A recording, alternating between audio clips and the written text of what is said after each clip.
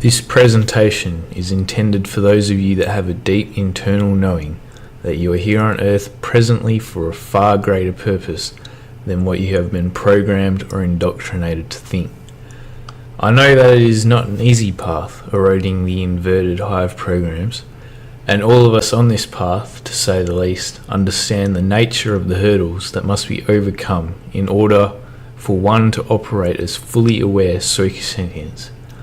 Most of the time for Soika sentience it can feel like it is you against the world, but contrary to this popular belief, it is not you against the world, although it may seem like that more often than not.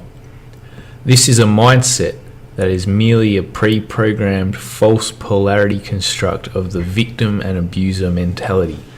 I can go into that in another video, but for this presentation I would like to focus on attracting the necessary information and knowings for the prerogative of advancing one's own conscious awareness, and that is brought on by becoming aware of who you are and determining what role you choose to partake to bring about the greater reality. The road is not an easy road with many obstacles to overcome and many programs and mental habits to rid from oneself before your truth can be accepted for what it is. With this presentation, I would like to convey, hopefully in an effective and intended way, that this can be overcome. But until it is overcome, keeping your wholehearted attention on first cognition trivialities will only serve to stall your growth, as well as allow the assholes to further program you and or steal your energies. The truth of this goes far beyond your current perception. However, I'm not making this particular video to discuss that subject. Do not misunderstand what I'm expressing here. It is mandatory first to become aware of the size and nature of the energetic war at hand. Living life in blissful ignorance only begets blissfully ignorant programmed humans, not fully responsible Soika creators. This video is not and will never be intended for individuals that fight tooth and nail against the progression of their own fucking species. So that leads me to the intended purpose of this video, and that is to give some tips and tricks to bring these key knowings into your conscious awareness so that you may progress into your own selfhood of Soika responsibilities. I would like to start off this part with a quote about a very important tip from the New Paradigm trilogy. Subtle energy is powerful, and the most powerful energies are subtle. Calm and focused intent is the most powerful intent, and that is the pearl of truth that those who are serious would be wise to heed. There are many subtle energies at play in the universe, and those of an expansive nature are the most subtle in comparison to those of the opposition. So that is a big clue of what to look for when getting to know your Soika and crew in concert with creating. There are also ways to interact with these certain energies based on a few guidelines that are absolutely required but not necessarily to be fully aware of in the beginning stages. The aspect that I would like to focus on today is the creative aspect. For those of you who don't know what the true meaning of creating is, it is turning your ideas, intent and action into reality. Creating is very simple. It is all the layers of complicated and twisted programming and personal habits that one harbours that makes it seem as an insurmountable task. So right out of the gate, we can see one of the hindrances we face when trying to take back authority of our natural Soika creativity. So fret not. It is in believing that you can't do it that you won't. It will become a self-fulfilling prophecy. Make it simple and make it straightforward, and that is the experience that you will draw on. Keep in mind that through your own intent, whether willing or unwilling, it is also the way in which you bring many other disastrous happenings into your own awareness, and sometimes above your awareness as well. One draws the abuser if they are the victim, and vice versa. It is the victim/abuser polarity that we must shed like a snake shedding its skin. Those of the assholes would like nothing more than to keep this information from the mass consciousness, as shedding this mindset nullifies a vast majority of their control mechanisms, as well as a good portion of your own mental habits. Everything comes when it is supposed to come, and will only come when enough programs and beliefs are eroded so that you may understand it for what it is, and not go off all half-cocked believing you had an experience with God or the divine and supreme overlord that all is, or some bullshit along these lines. Creating and becoming aware of who you are and what you are takes unbending intent, pragmatism, and a knowing at your core that you'll progress and take nothing less. This is merely a prerequisite that the only way to get from here to there is to go through this painstaking effort of eroding all the programs and beliefs that hold you back from claiming your spot and responsibility as soul creators. There are 3 basic guidelines that one can follow in order to create their desired outcome of the play at hand. These 3 guidelines were alluded to in the New Paradigm trilogy, and if you haven't read them, I highly recommend it.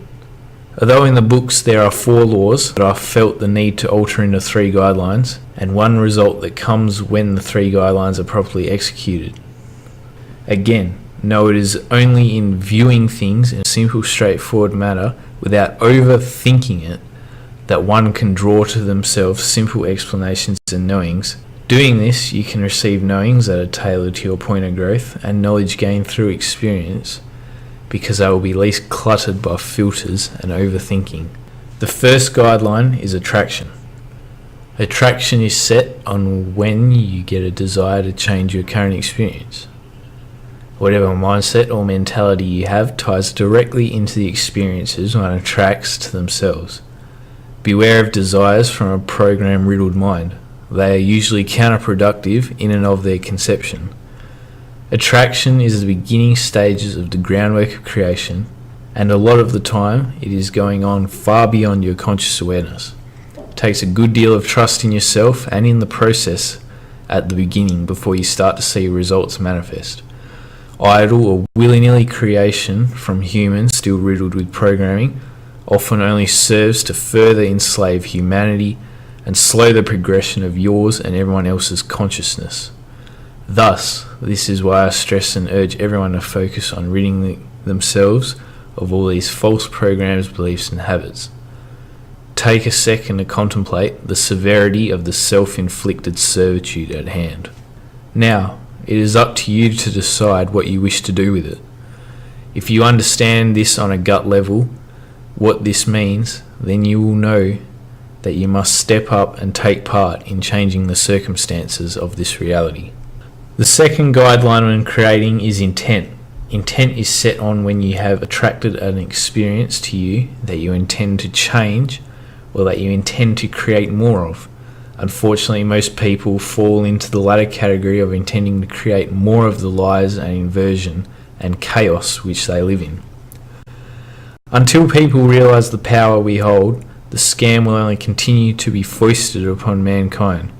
One must always subscribe to the mindset that only you decide and act for yourself. Becoming sovereign of self means that you become both the actor and the director, manifesting and interacting with the stage and the props on your own accord. This brings me to the third guideline, and that is of allowance. One of the most tricky to understand and operate with. Don't get me wrong, this is largely due to the herd mindset along with many other things. The guideline of allowance is brought into play when one has attracted their intended creation.